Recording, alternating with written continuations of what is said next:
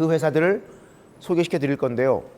이 중에는 어쩌면 여기 뭐 대기업에서 오신 분들이 계실 건데요.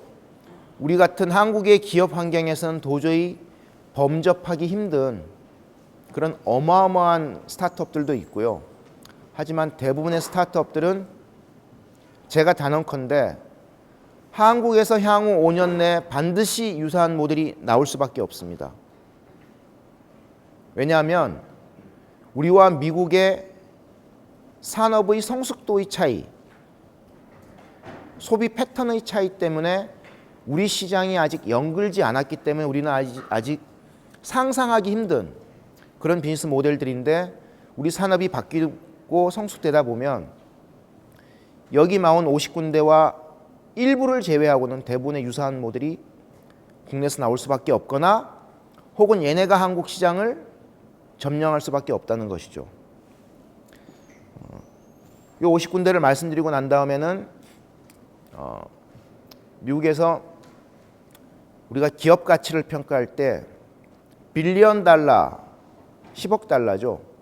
한국 돈으로 하면 1조 원. 기업 가치가 1조 원이 되는 기업은 거의 초울트라 대박 성공의 길로 접어들었다는 평가를 많이 합니다. 매출이 1조 원이 되면 훨씬 좋겠죠. 근데 기업이 시장에서 그 기업의 가치를 평가할 때 1조 원 정도, 1 빌리언 달러 정도 되면은 큰 성공한 기업으로 평가받는데, 그런 기업 한 70여 군데를 요 장표 50군데에 이어서 소개시켜 드릴게요. 근데 두 군데 장표에서 일부 겹치는 회사도 있으면은 그 부분은 제가 스킵을 하고 넘어가겠습니다. 첫 번째입니다. 이게 잘 보이시나요, 뒤에서?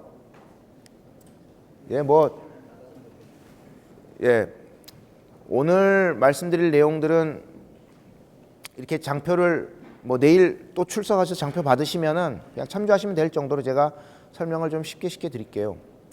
일단은 이 CNBC Disruptor 50에서 압도적인 1등을 차지한 회사는 스페이스X입니다. 스페이스X는 여러분 아시다시피 우주항공 스타트업이죠. 우주항공 산업에 스타트업이 생겼다는 게 참 우리로서는 이해가 되지 않는데, 얘네는 전 세계 어느 나라나 우주항공 산업은 다 국가가 하는 거예요. 민간 기업이 그걸 어떻게 합니까? 근데 얘네는 그 우주항공 산업을 민간 기업이 만든 첫 사례죠. 이 회사의 CEO가 여러분 잘 아는 테슬라라는 전기차 회사의 CEO이죠. 그러니까 이 앨런 머스크 같은 CEO 같은 사람은 정말 대단한 사람이죠. 전 세계에서 아무도 하지 않는 일을 가장 먼저 시도해서 둘 다 초울트라 대박을 터뜨린, 특히 그 테슬라 같은 전기차는 제가 미국 출장 갈 때마다 우연하게 제가 전시회에서 직접 운전까지는 해보지 않더라도 운전석에 앉아보고 차를 이렇게 막 그 본네트 열어보고 다 봤는데 정말 너무너무 이쁩니다. 너무너무 이쁘고 차를 딱 타면은 앞에 대시보드 옆에 아이패드의 한 두세 배 정도 되는 그런 대시보드 같은 게 딱 달려 있어요. 정말 마치 첨단 세계에 온 것 같은 그런 느낌이 들 정도의 그런 멋진 차죠. 이 스페이스X 같은 경우는 얘네 입장은 화성에 가서 인간이 여행하고 오는 것이 목표예요. 엄청난 회사죠. 그리고 얘네가 만들자마자 재작년인가 3년 전에는 미국의 나사하고 계약을 했죠. 그 우주 정거장에 화물 실어 나르는 아웃소싱 계약을 따온 겁니다. 얘네가 로켓 쏴가지고 도킹해서 물건 실어주고 다시 귀환하는 이런 일을 하고 있는 것이죠.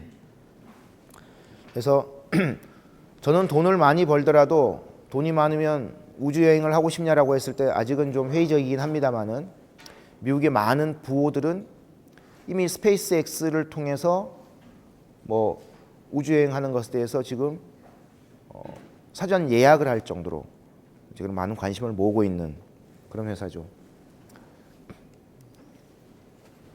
두 번째, 이 워비파커는 제가 작년 1년간 강의를 하면서 가장 제가 집중적으로 관심을 가지라고 소개시켜드린 한 10군데 중에 톱 3 안에 들 만한 회사입니다.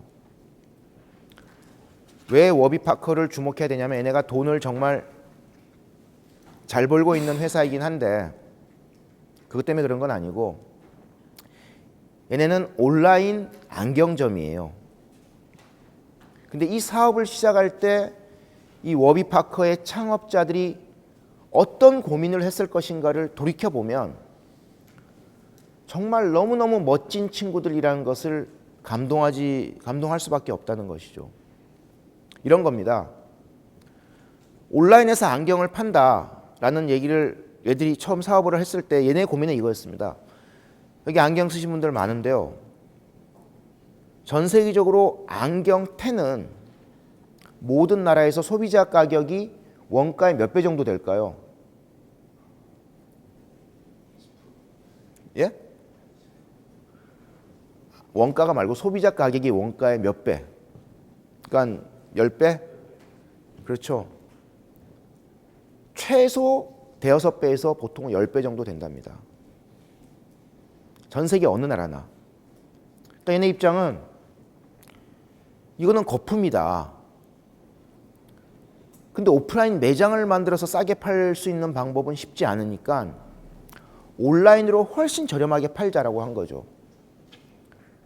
그럼 이제 내일 우리가 MIT 스타트업 바이블에서 그런 사례를 말씀을 드리겠습니다만은 이제 신규 사업 짜는 전략에 대해서 제가 당시 1시간 정도 말씀을 드릴 건데 이런 거죠. 오프라인에서 안경점 가서 안경을 사던 사람이 온라인에 와서 안경을 살 때 무엇을 고려할 것이냐 이거죠.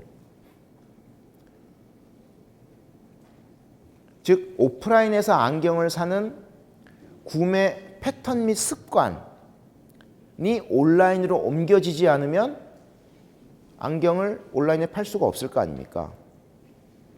여러분들 중에 안경 쓰신 분들 생각해 보십시오. 안경점 가서 혼자 안경 맞춘 분들 거의 없을 겁니다. 보통은 배우자나 혹은 여러분들이나 제가 어렸을 때는 부모님 혹은 지금 같은 경우는 자녀들하고 같이 갑니다.